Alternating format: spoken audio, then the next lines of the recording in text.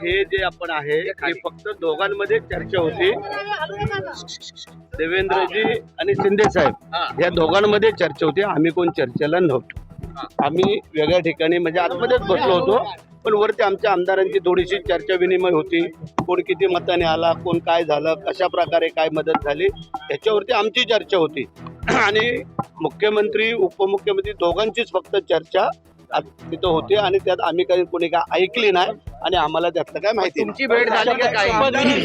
जवळ आलेला आहे. साहेबांची भेट आमची सकाळी ठाण्याला झाली, परंतु ठाण्याला साहेब चेकअपला जात होते त्यावेळेला तिथं भेट झाली, तब्येतीची विचारपूस केली आणि आम्ही तिथून निघून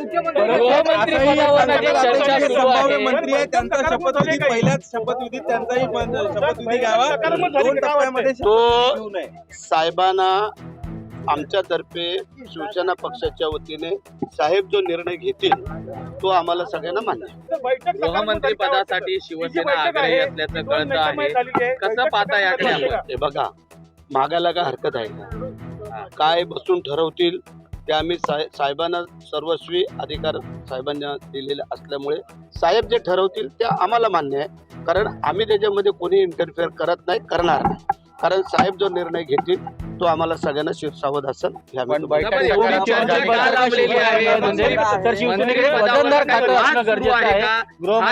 समज जनतेमध्ये झालेला आहे की नेमकी ही रस्तिकेच का सुरू आहे एवढा वेळ? शिवसेनेच्या वतीने जे शिंदे साहेबांना जे काय सर्वस्वी अधिकार दिलेले आहेत, साहेब ठरवतील ते. आम्ही जे काय 60 आमदार आहोत ते आम्हाला मान्य आहे. तुम्ही जो काय कुठून शोधून आणताय की काय वाद आहे किंवा काय, अजून कोणाची नावं डिक्लेअर नाही, खात्याचा काय प्रश्न नाही, तर त्याच्यामध्ये वाद होण्याचं कारण काय? पण मोठं पण दाखवत नाहीत असं पण चर्चा आहे. भाजप मोठं पण दाखवत नाही, गृहमंत्री पण नाही. ते आता साहेब आणि ते दोघं बसलेले होते. नंतर तुम्ही साहेबांना किंवा देवेंद्रजींना फोन करा आणि त्यांना ते विचारा, मग ते काय असेल ते खरं वस्तू सांगतील. पण तुमच्या आमदारांमध्ये अशी चर्चा आहे की बाबा एवढा उशीर जर आता शपथविधीला होत असेल तर सगळ्या जे आपले संभाव्य मंत्री आहे उद्या होणार मंत्रिमंडळातले त्यांचा एकत्र शपथविधी होण्यास काय हरकत आहे? हे सगळ्यांना वाटतंय, सगळ्यांनाच वाटतंय. तिन्ही पक्षाच्या लोकांना हेच वाटतंय. त्याबद्दल काय कोणाचं दुमत असण्याचं कारण नाही आहे. परंतु काही स्ट्रॅटेजी जर त्यांची ठरलेली असेल, तिघांची ते ठरवतील, ते प्रत्येक जण आपापल्या पक्षामध्ये मान्य करतील. बरेच आमदार आपलं काय होणार अशी पण एक मानसिकता झालेली आमदारांची, काय म्हणाल? ते आता तुम्ही मुख्यमंत्री महोदयांना विचारलं तर फार बरं होईल असं मला वाटतंय. विचार तर प्रत्येकाचे आहे, प्रत्येकाला वाटतंय. आता 60च्या 60 आमदार आहोत, सगळ्यांनाच वाटत असेल की आम्हाला व्हावं, परंतु आपल्याकडे जे लिमिट आहे ते लिमिट तर पार करू शकत नाही आहे. आणि त्या लिमिटमध्ये जेवढे लोक बसवता येतील तेवढे साहेब बसवतात. ज्यांचं चरित्र चांगलं त्यांना मंत्रिपदाची वर्णी लागणार आहे. ज्यांच्यावर केसेस नाही, ज्यांनी लोकसभेत काम केलंय, रिपोर्ट कार्ड केलं त्या आमदारांचं, दडपण आहे का काही तशा प्रकारचं? आता एकेकाने विचारा. साहेब एक सांगा, तुम्ही म्हणाला लिमिट आहे, तर नेमकं कितीचं लिमिट आहे? काय ते साहेबांकडे सोपवलेलं साहेब सांगतील, करतील. दडपण आहे का केंद्रीय नाही. काय दडपण असण्याचं कारण काय? आपण खुलून सगळ्यांनी काम केलंय, एवढी मोठी सत्ता आणलेली आहे सगळ्यांनी मिळून, त्यामुळे दडपण येण्याचं काय कारण नाही आहे. चरित्र, भ्रष्टाचार रहित नेता, मग दादांवरती तर मोठे आरोप आहेत. त्या खोलामध्ये आम्ही नाही शिरत. लक्षात आलं का? काय आपलं आपण बोलून चाललेलं बरं असतं.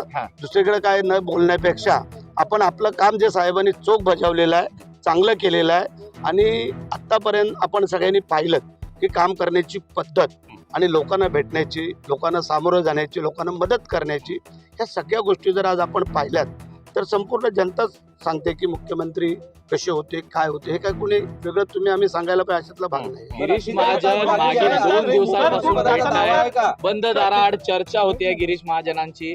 काय नेमकं यातनं आपण बोध घ्यायला पाहिजे? मी गिरीश महाजनांना विचारतो की नक्की तुमची काय चर्चा झाली आणि मग तुम्हाला सांगतो. बरं, उपमुख्यमंत्री पद घेणार आहेत का? दावा आहे का? काळजी भाऊ मुख्यमंत्री उपमुख्यमंत्री पद घेणार का? आणि गृह खातं आम्ही त्याच्यावरती कमेंट्स करणार नाही. त्याचं कारण साहेबांनी ज्यावेळेला तुमची पत्रकार परिषद घेऊन जे सांगितलंय ते आपण सगळ्यांनी ऐकलं आणि पाहिलेलं आहे. त्यामुळे त्याच्यावरती आम्ही कमेंट्स करणार नाही. आग्रही आहात का या खात्यासाठी का दावा सोडला आता कुठला गृह खात्यावरचा? नाही, तो साहेबांनी मागितलेला आहे आणि त्याच्यावरती आता स्वतः देवेंद्रजी आणि ते बसले होते. साहेबांना आम्ही उद्या विचारू की बा नेमकं काय आहे, कसं काय आहे ते, आणि मग तुम्हाला कळवू. आता आम्ही त्याच्यावरती काय बोलू शकतो. गृह खात्याचा 1/2 होणार काय? म्हणजे एक खातं पण 2 मंत्री, म्हणजे अर्ध इथे अर्ध तिथे, जसं पीडब्ल्यूडी होतं. राज्यमंत्री असं मधला मार्ग? आपल्याला मिळेल का? नाही. गृहमंत्री आम्ही आत्ताच काय तुम्हाला सांगत नाही आहे. जी वस्तुस्थिती आहे त्याला सामोरं जाणं आपलं गरजेचं आहे. ज्या लोकांनी ह्या सरकारवरती, महायुतीवरती जो विश्वास दाखवलेला आहे, त्या विश्वासाला कुठेही तडा दिला जाणार नाही आहे. अशा प्रकारे ह्या तिन्ही मंडळींनी जे काही काम केलेलं आहे त्याबरोबर आम्ही सोबत आहोत, आणि ते जे काय तिघजण आपापल्या पक्षाचं ठरवतील ते आम्हाला मान्य. शेवटी दोन्ही नेत्यांची बैठक झालेली आहे. काय वाटतं तोडगा निघेल? कारण उपमुख्यमंत्री स्वतः बैठकीला आलेले. तोडगा निघण्यासाठी, कारण शिंदे साहेबांकडे जो बसतो तो तोडगाच निघतो. ते कधी अडथळा करत नाही, अडचण करत नाही. 48 तास राहिलेले आहेत, जनता सगळं पाहते आहे, नेमकं घोडं अडलंय कुठे हा देखील जनतेला प्रश्न आहे. उद्या संध्याकाळपर्यंत तुम्हाला पिक्चर मंत्रिपदाबाबत स्पष्ट होईल. जर स्पष्ट बहुमत आहे. उद्या संध्याकाळपर्यंत हा पिक्चर स्पष्ट होईल महाराष्ट्राचा, आणि जी तुम्हाला उत्सुकता लागलेली आहे, शिगेला पोहोचलेली आहे, ते उद्या तुम्हाला आम्ही खुलासा सगळ्या करू. रायगडला ही उत्सुकता देखील लागली आहे तुमच्या रायगडला, मंत्रिपदाची. मंत्रिपदाची. तुम्ही पालकमंत्री आहे. होणार आहे, बॅनर देखील लागलेले आहेत. जे लोकांच्या मनात आहे ते त्याने केलेलं आहे.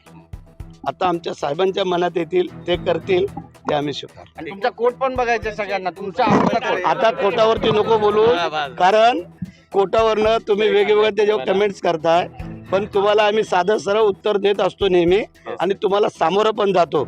आम्ही आडेवडे कधी घेत नाही. घेणार. तर या होत्या आजच्या महत्त्वाच्या घडामोडी. अशाच महत्त्वाच्या घडामोडींसाठी पाहत रहा न्यूज मराठी 24/7. नवा भारत, नवा विचार.